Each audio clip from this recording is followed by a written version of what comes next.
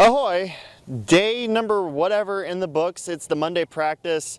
Today we saw the first uh-oh moment.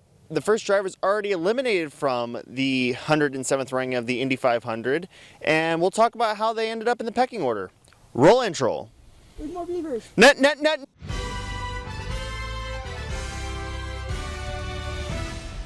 All right, so today we saw the first big incident of the entire month of May. An incident between Stephen Wilson and Catherine Legg in turn one, or if you want to be correct, the number one turn.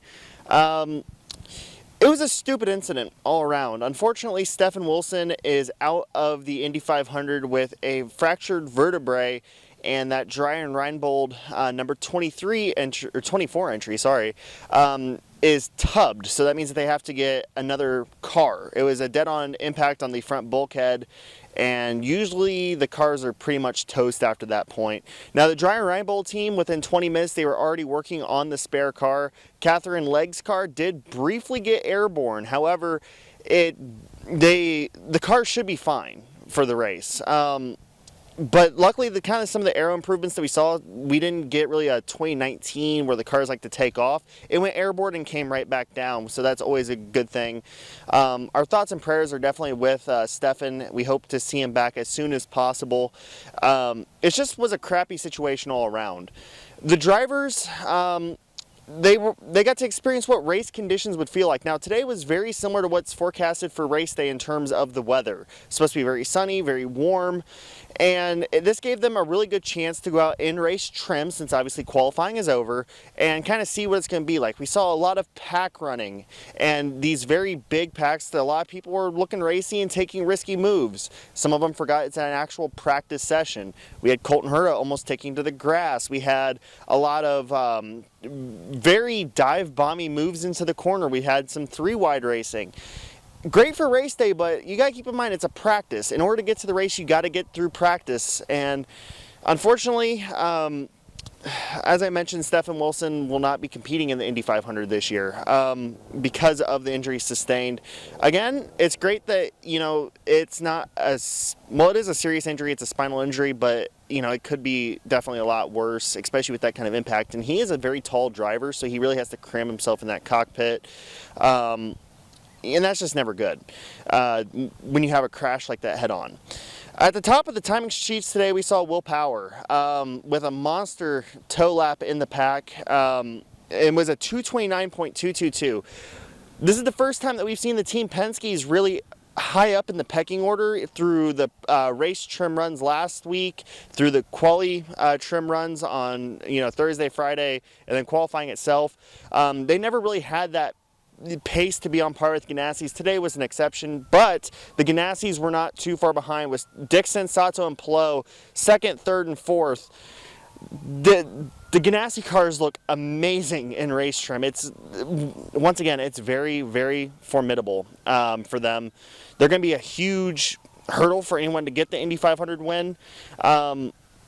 It's really hard to bet against them, honestly. The rest of the field, there were some surprises. Rahal Letterman, they took a huge blow with Catherine Legg's car going out. That was the strongest and most consistent car out of their stable this week, or last 2 weeks, I guess you could say. People say the month. It's not a month anymore. And that car obviously had a big hit. It's very curious to see how that car is going to roll out on carb day, and if it's really that chassis has been affected by the hit it took today. Again, the car did lift off the ground briefly, so very interesting to see. But the Rahal cars as a whole looked pretty decent in race trim. They were able to suck up to the car that they were following. They were able to make passes. They were not that bad on pace there. Rinus VeeKay had a rough one today. That car just did not look very racy, which is not a good sign, because obviously in order to win the Indy 500 you have to run the race and your car has to be racy, and that's something that team looked like they were lacking just a bit today. Other notes, Andretti, they looked pretty decent. They were able to make some pretty decent moves. They looked very racy, which is a good thing because they lack pure qualifying pace, but race pace seems to be good. We covered the Callum Ilott stuff. He said that that car is not really a good race car. They had to beat it to be a good qualifying car. Now they have to beat that car into submission to be a good race car. So we're very curious to see where that's going to go. But yeah, of notes, Tony Kanaan in that number 66 car ended up P5 today with a 227. He's on his like 5th retirement, final lap, whatever you want to call it. So I'm curious to see if he can win next year in his 6th final lap. Maybe. I don't know. But either way, Ganassi, they're still really good. That's kind of it for it. And unfortunately, now it's time for the contractual obligation. Ladies and gentlemen, leave it to Beaver. Yeah, get the fuck out of my shot.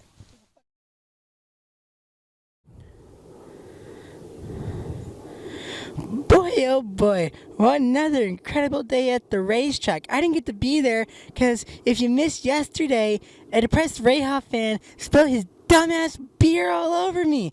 So I had to take a bath. Can you believe it? A bath. And I had to be all wet and moist, and it was icky. Ew, ew, ew. And I ended up just, hanging around. I just hanged on a fucking coat hanger to a camera stand. Thanks, Kyle. I'm gonna kick your ass before this week's over. Just you wait. Looking at the track, I don't really have much to say about the practice. It was a 2-hour session, so it was alright. But I got a bit of a rant.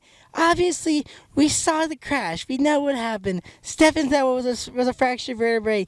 You hate to see it. Here's where my rant comes in. I think it's really stupid and hypocritical for the Motor Speedway behind me to say they don't want the Freedom 100 because they don't like those cars being on track. And I'm talking about the Indy NXT, Indy Lights, whatever you want to call it. They don't like it being on track so close to race day because they're worried about damaging the track. But they're A-okay letting one-off drivers and rookies get to only have 4 hours of practice to get used to running in a 33-car pack. And what happens? What we saw today. They only get 2 hours to get used to running in a pack and getting used to pit off of turn 4. It doesn't make sense because they pulled a hole in the wall. And that's even worse than when Chris Windham tore down that fence. I don't get it. It's hypocritical. If you really care about safety, here's what you should do. And I think this is logistically a better idea. Because guess what? This is how you bring back the month of May. Here's how you start. The GP, cut it.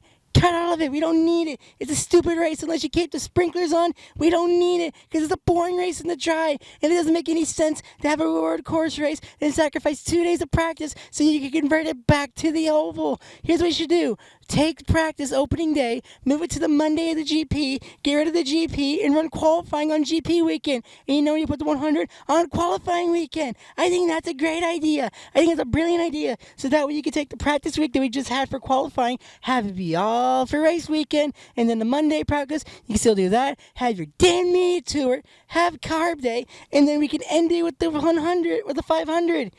It makes perfect sense, but they're not going to do it because they want to keep the GP even though we have 2 freaking GPs for no damn reason. We already have a weekend dedicated to the road course. Why do you need to have a road course race and then tear it down for an oval race when we just have 7 more days of practice for the 500? I don't get it. It doesn't make sense. It legitimately doesn't make sense. Looking at the practice times like we talked about, the Penske's are really fast. My boy Scotty McLaughlin, Marco Andretti somehow is in the top 5, or at least the top 10. He had a decently fast car, but he's still not going to win the race. Spud Boy had a decent car. Ganassi had a decent car. We have another carb day. We have more to talk about. My arm's getting tired, so I got to go. Bye-bye, bye-bye. Graham, you still suck. See you at Steak and Shake. Ooh, ooh, ooh. Kill him. No, no, no, no, no.